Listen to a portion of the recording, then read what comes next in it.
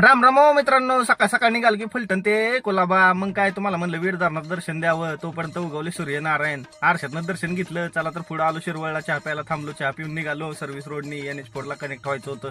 NH4 ला जोडताना नेमकं बघायला लागतं उजव्या आरशात. उजव्या आरशात बघितल्याशिवाय पुढे जायचं नाही मित्रांनो. मग काय आलो पुढं, तवर तर दिसली लालपरी वाय डेपोची होती हो. मग खेडशिवापूरला आलो. खेडशिवापूरला आलो की तोपर्यंत एक गाडी पुढे लागलेली. तोपर्यंत ती गेली निघून गेली की पडलं दांडकं. लगेच उचललो, फास्टॅग आहे.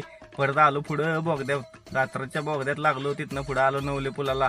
तवर तर मामांचा लोड एक साईड काढलेला हो. चला जाऊ द्या म्हणलं. पुढे गेलो चांदणी चौक क्रॉस झाला की डायरेक्ट आलो एक्सप्रेसला लागलो. ट्रॅफिक नव्हतं, सणा आलो. मग काय लोणावळा घाटात आलो. तोपर्यंत तर काय बोगद्यापाशी आल्या हो. मित्र वनव्यामध्ये गारव्यासारखा. मित्रांनो ऍक्सिडेंट झाला तर ॲम्ब्युलन्स आणि क्रेन या दोन गोष्टी तर खूप महत्वाच्या असतात, तुम्हाला तर माहितच आहे. मग काय आलो पुढं. तोपर्यंत एक ऍक्सिडेंट झालेला. दादांनो घाटात सावकाश गाड्या चालवा.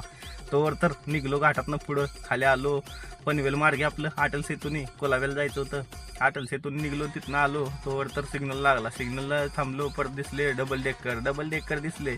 आयला लय दिवसातनं बघितलं, भारी वाटलं. मग काय रिटर्न फिरल्यावर आलो चेंबूर मार्गे कळंबोलीतनं. मित्राला घेतला, तो भिवंडीला गेलता गाडी सोडायला. तर कसा वाटला मित्रांनो? पटलं तर लाईक शेअर कमेंट नक्कीच करा.